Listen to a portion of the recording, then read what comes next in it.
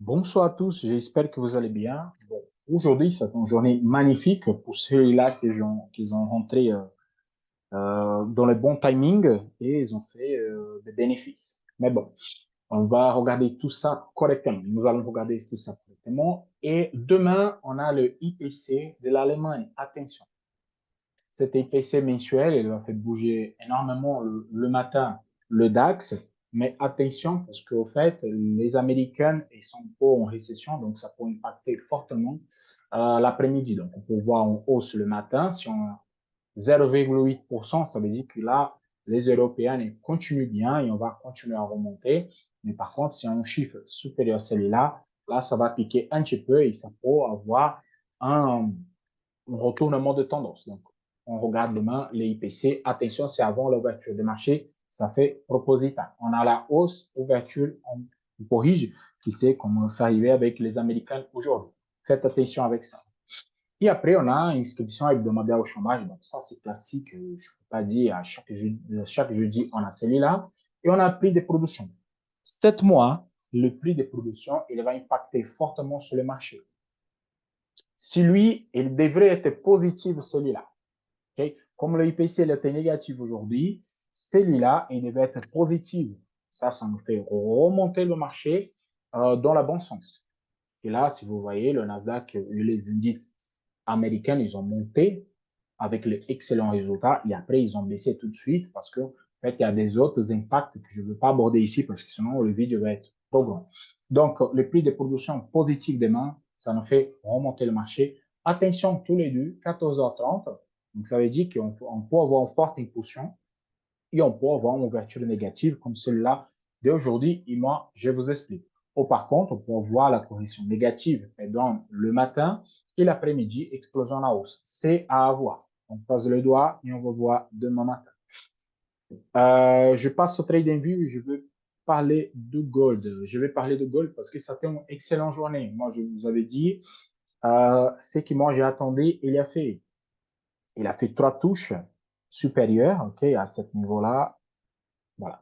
Il a fait 3 touches et moi, je ne voulais pas vendre parce que supérieur à 19,95, ce qui est du buy, vraiment. Et c'est ça que je cherchais. Donc là, je rentrais sur ma position exactement sur la ligne. Moi, je veux que ça travaille le matin. Je rentrais, je laissais, je partis dormir, stop loss, take profit. Quand je me réveillais, take des deux niveaux, c'est fait. Magnifique. En plus, j'en avais un cherché la zone supérieure qui, moi, je vous avais dit hier que si le marché elle coïncide avec les lignes de 15 minutes et les hebdomadaires, ça c'est magnifique, ça veut dire qu'il y a plus de travail et le marché lui va chercher cette zone-là.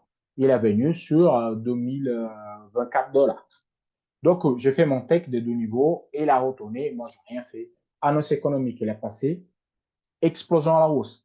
Cette retour, comme elle est venue sur la zone neutre, mon canal de référence, et moi, j'ai vu cette double bougie de décision, moi, j'ai pris en position exactement sur la ligne avec un stop loss plus bas et on take des deux niveaux. Mais là, comme je obéis exactement les critères, et vraiment, je obéis parfaitement les critères, au-delà de dépasser 50%, ça fait à cet niveau-là, j'ai mis un break-even à 0 et moi, je suis en BO sur cette position. Les BE, ça ne me dérange pas du tout. C'est fait. Donc, sinon, ça fait encore un take des deux niveaux. Take des deux niveaux 2 fois par jour, c'est magnifique ou en seule fois, c'est largement faisable. Pour demain, c'est simple. Pour demain et vendredi, si on a casse le 2024 $, vraiment, on a une forte perspective d'aller sur le 2054. Par contre, je ne crois pas pour cet instant-là. Je crois qu'entre demain et vendredi, on va faire une espèce de range où on va venir sur la zone de 19,95. S'il revient sur 19,95, il recasse, c'est une nouvelle signal de bail. Par contre, si elle me casse les 2000 $, oui, je peux rentrer, pourquoi pas, un petit vent de un niveau. Mais je suis plutôt acheteur et moi, je crois que le marché va faire une espèce de range. Là, il fait un haut et basse et il commence à se maintenir là-dessus. Donc, 19,24, 12,24, je continue à acheter. 19,95, je passe à l'avance. C'est à observer. Entre-temps, rien à faire. Le DAX.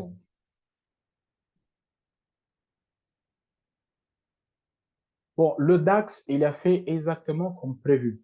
Vraiment exactement comme prévu. Et moi, je dis la casse de la paire. Pour ceux-là qui ont vu, la zone, elle était gigantesque. Et qu'est-ce que je fais? Je passais, je cassais en deux la zone, comme ça, je peux avoir plus de repères. OK? Et moi, je vous avais prévenu.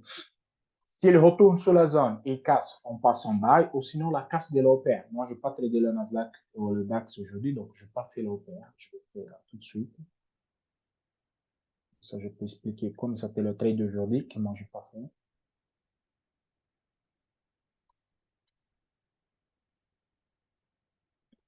Voilà, comme prévu.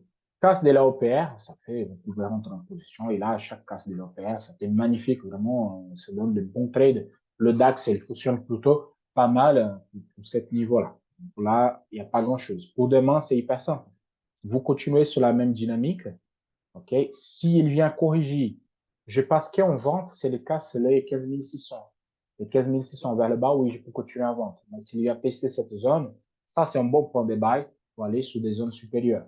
Moi, je regardais sur H4 et H1 de grosse time frame. Vraiment, sur la zone de 15 600, c'est un excellent point de buy. OK? Mais vous attendez que ça touche, et ça retourne, et à partir de là, vous rentrez. Ne rentrez pas à la touche parce que vous prenez un risque. Le marché, OK, je rentre sur 15 600, il touche ici, je rouvre en position, il continue à baisser. Non. Il vient, il travaille la zone, il rebondit, c'est comme exactement ici. Il travaille la zone, rebondit, à partir de là, vous rentrez. OK? Donc, c'est ça que je vois. Ou sinon, mon cas, c'est le dernier plus haut, qui c'est 15 750, et à partir de là, on peut envisager des zones supérieures. Mais pour l'instant, vraiment, c'est jeudi. On va voir l'IPC des Allemands. À partir de là, on prend une décision. Le Dow Jones, qui c'est les US que moi, je vois un petit peu plus, surtout le Nasdaq. Il a fait parfaitement le planning que moi, je vais tracer. OK? Hier, je vous avais dit qu'il y avait cette zone. En fait, qu'est-ce que j'ai fait? Je vais vous montrer sur les hebdomadaires plus simple. La zone de Dow Jones, elle est gigantesque. Regardez, elle est énorme, la zone. Elle est gigantesque. Donc, j'ai découpé. J'ai pris 50% et j'ai découpé plusieurs fois. OK? Je vais découper ici. Là, j'ai tracé, j'ai coupé 50. Ici, j'ai tracé, j'ai coupé 50. Pour faciliter le travail. Donc, j'étais vendeur inférieur à 33 750 et 33 750, j'étais acheteur. C'est ça que je dis hier et je reviens là-dessus pour parler. Voilà.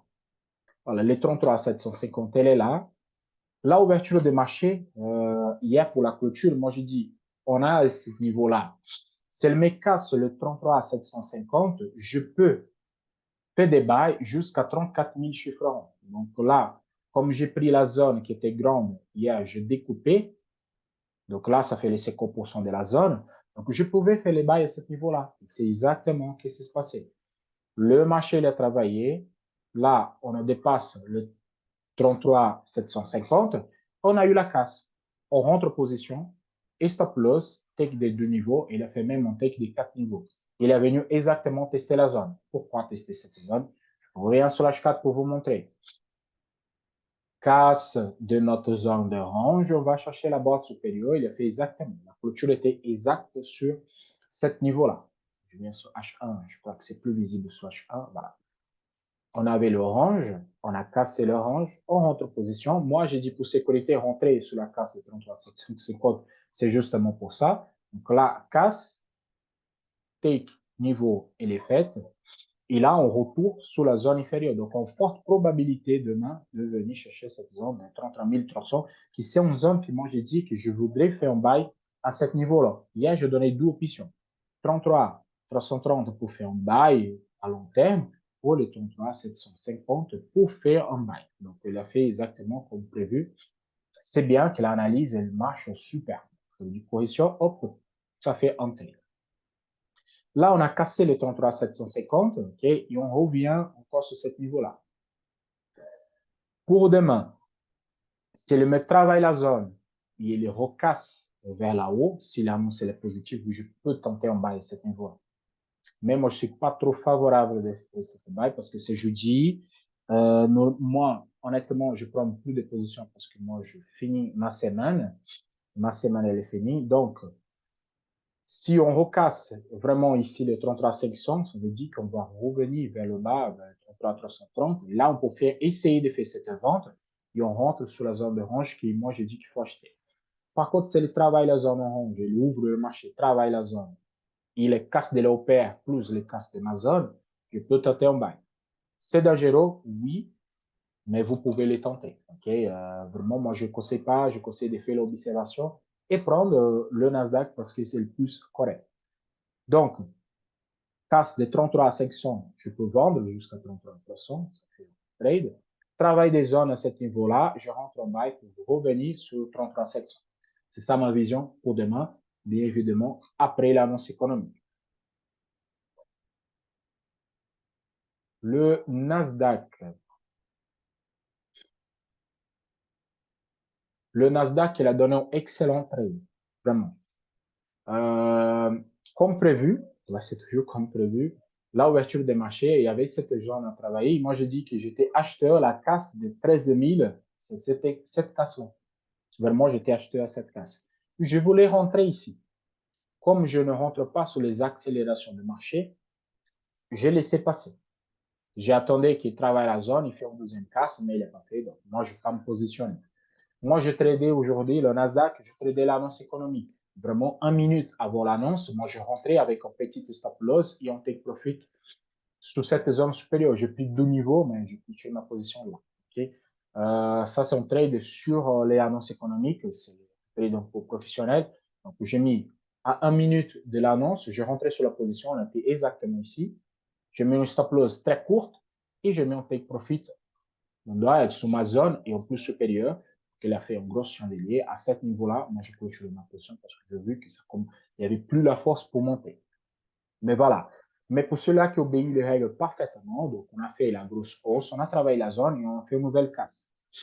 Ce trade-là, vous pouvez rentrer. Là, il est venu sur la zone, il a reposé la zone, hop, vous pouvez rentrer avec un stop loss très court et on take deux niveaux, que ça t'est fait même 3 niveaux. Là, on a cassé ma zone. Moi, j'ai mis le limite, qui c'est la zone de 12 800. On a cassé. Le problème qui existe sur cette position, je ne vais pas rentrer à la vente ici, c'est parce que j'ai les 61 des Fibo. Donc, pour demain, ma réflexion, c'est ça. J'attends le test des 61 des Fibo. Ça, c'est un Fibo H4. Moi, je vais vous montrer. OK? Ça, c'est un Fibo en H4. C'est un Fibonacci non validé. Donc, on a la hausse. On a un Fibonacci non validé. Il y a forte chance de toucher sur le 61, rebondir. C'est pas moi qui ai dit, ça c'est une règle de base qui existe. Là, nous sommes sur une zone de range. Okay? C'est le dernier plus haut, c'est celui-là qui commande, la zone de 13 900. C'est la zone de range. Et là, on a testé déjà 3 fois. Et vous dites, oui, mais ici, c'est un casse. Possible, oui. Moi, je ne crois pas. Okay? Pour que cette casse soit valable, il faut qu'il dépasse, il vient sur le 61 et il clôture. Ça, il y a une mèche inférieure, il a été respecté parfaitement. Donc, je ne considère pas ça comme un casse, même si on a cassé les 50%. Pourquoi? J'attends le matin, c'est les tests les 61, il replie, il recasse la zone de 12 800 ou 12 900, je peux tenter un bail encore une fois vers les 13 200. Je peux tenter. Par contre, si elle me casse les 61 et elle continue à baisser, là oui, je ne veux pas rentrer en position parce que c'est déjà jeudi. Je veux attendre carrément la zone de 15 000, 12 600, pardon, pour rentrer encore une fois en bail. Je veux dire, la tendance, elle est haussière. Nous sommes sur une consolidation sur le zone de range. Mais la tendance des fonds, je peux vous dire qu'elle est haussière. Donc, je privilégie des bails. J'attends le repli et je rentre en bail. C'est toujours comme ça et ne change pas. Moi, j'ai une position qui, moi, je rentrais sur les 50%. J'ai une position qui, moi, je rentrais ici. OK? Donc, moi, j'attends à ce niveau-là. Le problème qui à long terme, je reviens sur long terme pour vous dire, on peut venir tester ici, la barre inférieure, à 15 000, à 12 200. OK? Nous sommes au milieu. C'est juste que les vendeurs, ils ont pris la main sur la zone de 13 200. Mais, on vient sur 15 minutes pour que je vous donne demain. Donc, demain, je suis acheteur. Première option. Si elle me travaille cette zone orange le matin et elle me perce les 12 900, là, je peux tenter un bail en 2 niveaux jusqu'à la base de l'enfer. Donc, bail casse des 12 900 vers les 13 000 pour être un chiffre rond. Vente, je ne fais pas, mais vous pouvez le faire si il travaille la zone, il me casse le dernier plus bas, la zone de 12 850. Comme ça, je peux vendre de niveau jusqu'à 12 700 ou vendre en niveau jusqu'à le sortir des Fibon. Donc, c'est deux probabilités qu'on a demain. Pour être plus simple, moi, je vais vous montrer comment il faut faire. Je prends le rayon, je mesure. Et là, je laisse 50% ici à 12 865. Donc, je viens ici. Là. Je change la couleur. Tous dans la bonne couleur. OK, donc là, je fais canal de référence, ma zone neutre. Pareil comme celui-là. La même chose. OK? Donc là, je suis sur ma zone hebdomadaire. Je vais enlever comme ça, vous voyez. Voilà. J'enlève. Regardez, c'est ma zone hebdomadaire. Donc, canal de référence, zone neutre. Donc, si je perce, ça veut dire que je vais baisser encore le niveau, ou pourquoi pas plus. Par contre, si je casse, ça veut dire que cette zone, elle est tienne et je retourne vers là-haut. Voilà, c'est hyper simple. Donc là, je fais canal de référence zone neutre, casse 12 900. Je rentre en position, casse plus bas, je rentre. Par contre, il faut attendre qu'il travaille la zone pour rentrer en position. OK? Donc, c'est tout pour aujourd'hui. Je vous souhaite à tous une excellente soirée. On se voit demain soir pour de nouvelles aventures. Moi, je ne vais pas plaider, mais les analyses, elles vont venir. Comme ça, je vous tiens actualisé pour vendredi. À la prochaine. Ciao, ciao.